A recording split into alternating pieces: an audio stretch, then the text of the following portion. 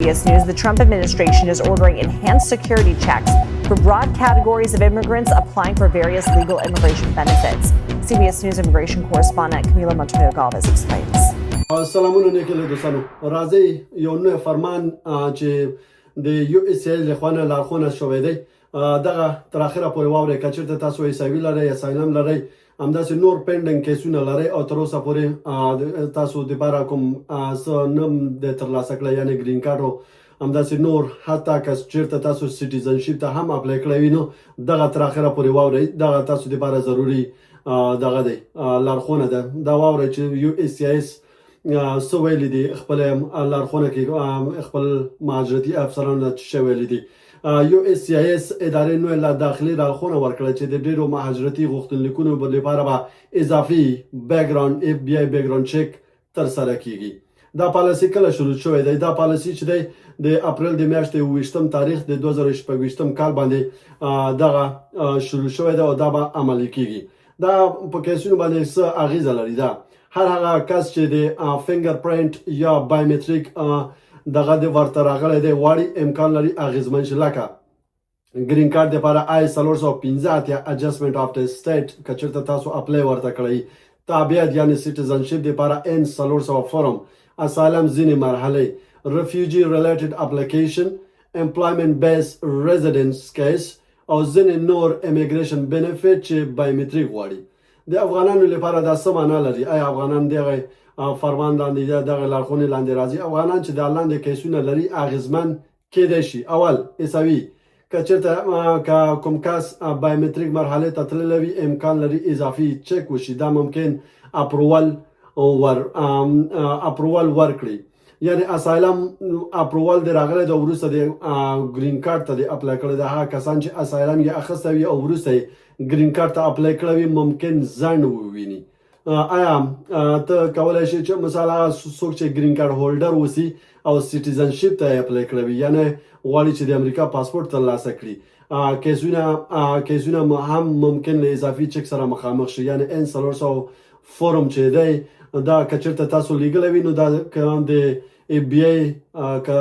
وغوښتو نو دا کیدای شي ستاسو کیس لږ ځنډنی شي هغه هم د بیکګراوند چک د خاطره دی یعنی فیملی پیټیشن که چېرته بینیفیشري امریکا یا اډجسټمنټ او بایومټریک غواړي امکان لري دا هم ځنډ سره مخامخ شي آیا دا رد معنا لري او کنه آیا مثال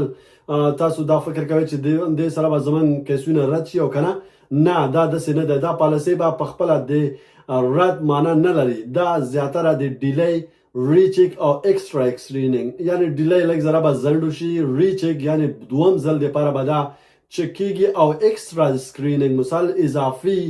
دوی غواړي چې پلټنه وکړي کیسونو باندې معنا لري که اسناد سم وي الیجیبلیټي پوره وي بیا به هم اپروول ورکول کیږي یعنی اپروول به اپروف کیدای شي څومره ځنډ راتلی شي یعنی کیسونو باندې څومره ځنډ به راشي ویلی شي چې ځنډ باید لنډ او موقتي وي خو په عملي ډول ځینې کیسونه څو ونې یا څو تر چې یو اس سی ای اس لرونکي دفترونه بیکلاک یا میاشتې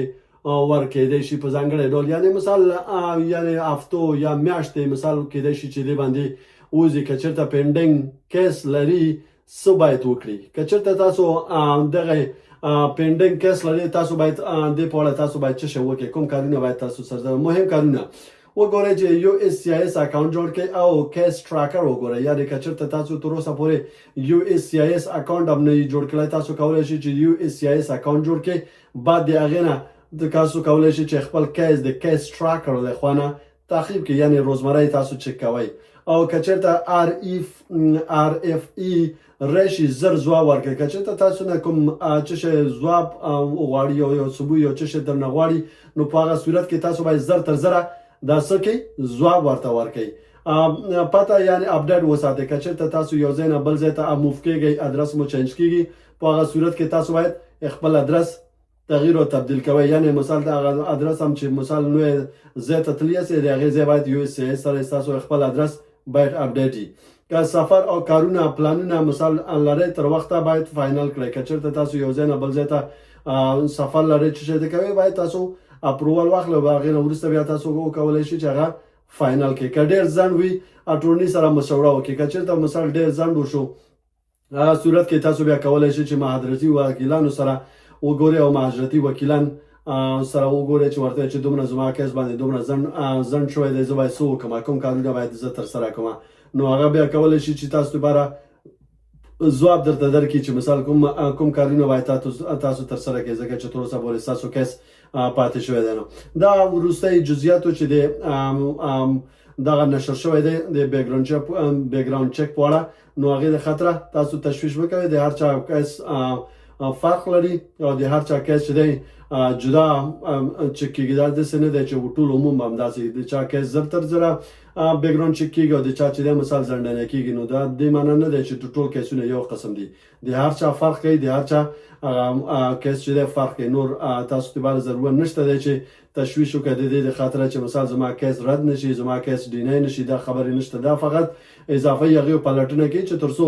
هغوی خپل اطمینان حاصل کړي چې مثال دیو ښه خلک دی او کوم کریمینل بیکګراوند نه لري بیا هم ژوندي اوسئ دوستانو در بل ویډیو پورې چې زه صدام حسین ستاسو چوپړ کې حاضرېږم او نوې مهاجرتي کیسونو په اړه تاسو ته باندې معلومات درکوم په خدای مو سپارم کولی شئ چې کوم ویډیو مو خوښ شوی لایک کمنټ کې او سبسکرایب مه هېروئ او د نورو دوستانو سره شریک کړئ او په دې په اړه کې تاسو کولی شئ چې خپل نظرونه په کمنټ کې ولیکئ او که کوم سوال هم لرئ تاسو کولی شئ چې کمنټ کې ولیکئ زه کولی شم چې تاسو لپاره ځواب درکوم تاسو په خدای سپارم ژوندي اوسئ سلام علیکم